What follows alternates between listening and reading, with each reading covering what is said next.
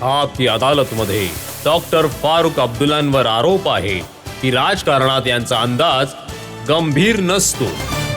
जेव्हा मी रिसर्च करत होतो, वाचत होतो, तेव्हा हे समजलं की लहानपणी सुद्धा तुम्ही खूप खोडकर होता. 10वी मध्ये शिकत होता तेव्हा वडिलांनी तुम्हाला सिगरेट ओढताना पकडलं होतं, खूप मारलं होतं. साहेब, माझ्या घरामध्ये सगळ्यात जास्त मार मलाच पडलाय. एकदा त्यांनी मला सिगरेट पिताना बघितलं. आम्हाला तेव्हा तारुण्यात वाटायचं की जर प्यायलो तर वाटलं मोठे झालो. त्यांनी बघितलं आणि असं मारलं की आजपर्यंत मी कधीच सिगरेटला हात नाही लावला.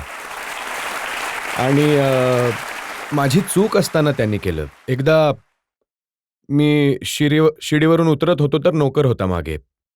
तर मी त्याला मूर्ख म्हणालो. तर माझे वडील त्यांनी ऐकलं ते आणि माझ्याकडून चुकून ते माझ्या हातातून त्याची टोपी खाली पडली. 30 रुपयाचा नोकर होता. माझे वडील चीफ मिनिस्टर होते. त्यांनी पडद्याचा दांडा काढला. माझ्या आईला आधी खोलीमध्ये बंद केलं. कारण आईचं हृदय खूपच नाजूक असतं. इतकं मारलं की मी सांगू नाही शकत. आणि मारत मारत मला जवळजवळ 50 गट घेऊन गेले. आणि माझ्या नाकातून सुद्धा रक्त वाहत होतं, सगळीकडून वाहत होतं. आणि अशाच प्रकारे घेऊन आणि नोकराच्या पायावरती टाकलं. आणि म्हणाली, ही टोपी उचलून त्याच्या डोक्यावर आणि याची माफी माग. हा तुझा नोकर आहे, परंतु हा तुझ्या शिव्या खाण्यासाठी आला नाहीये. आणि तेव्हापासून आजपर्यंत मी कधीच माणसांमध्ये मी कधीच फरक नाही केला. आणि मी अल्लाचे आभार मानतो की माझ्या वडिलांनी मला चांगला धडा शिकवला. आणि राहिला प्रश्न या गोष्टीबद्दल, माझ्या शत्रूंनी प्रत्येक वेळी हा प्रोपगंडा केला आहे की फारुक अब्दुल्ला नॉन सिरियस आहे. फारुक अब्दुल्ला मोटारसायकलवरून शबाना आझमीला फिरवत आहे. हे तुम्ही सुद्धा ऐकलं असेल. या श्रीमंत ऍक्ट्रेस बरोबर लग्न करायचं, हे करायचे, ते करायचे. खूप सारी नावं आहेत. रेखाचे देखील नाव आहे. रेखाचे देखील. जितके ते लावू शकत होते आरोप लावून टाकले.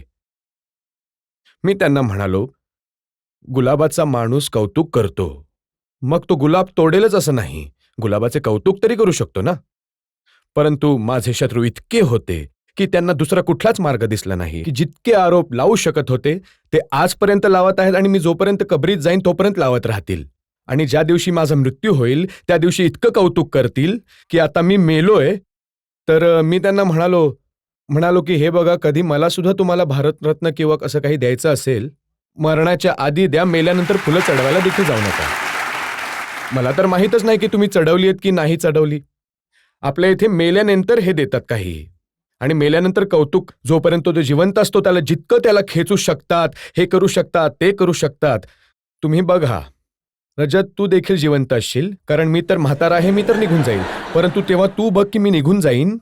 कौतुकाचा वर्षाव जेव्हा होत असेल तेव्हा त्यांना आठवण कर ज्यांनी माझं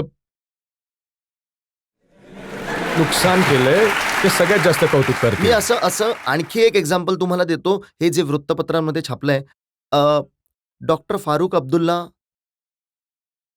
ज्यांच्या फॅन लिस्ट मध्ये आहेत त्यांचं नाव आहे मल्लिका शेरावत. क्या बात आहे यार, किती नशिबान आहे हा फारुक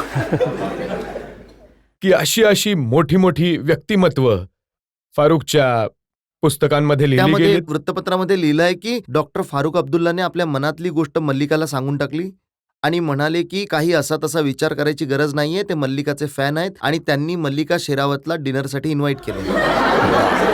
हजूर, ये न थी मेरी किस्मत कि विसाल यार होता, अगर और जिंदा रहते तो यही इंतजार रहता. आणि हे देखील ऐकलंय की या वयामध्ये तुमचा जो अंदाज आहे तो असा आहे की जर जवळ एखादा डिस्को असेल तर सगळ्यात आधी तुम्ही डान्स करायला पोहोचाल. जर तुमचा कॅमेरा नसेल तर नक्कीच जाईन.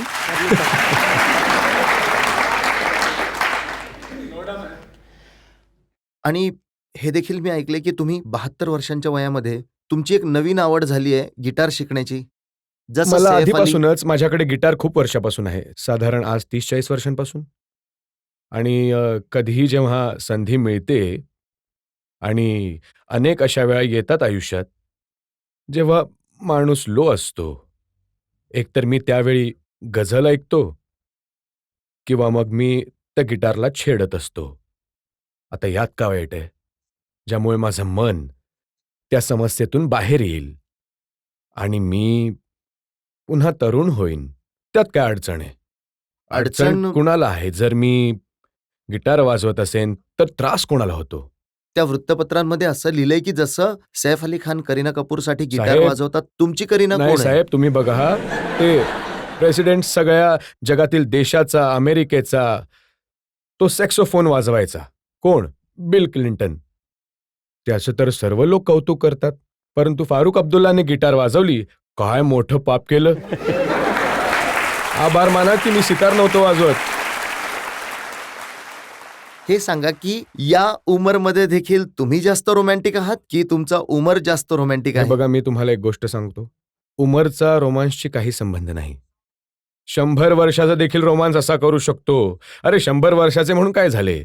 दिसणार नाही तर चष्मा लावेल, चष्मा नाही तर बायनाक्युलर लावेन. यामध्ये काय झालं? माणूस जिंदगी जिंदा दिली का नाम है, मुर्दा दिल क्या खाक जिया करते हैं.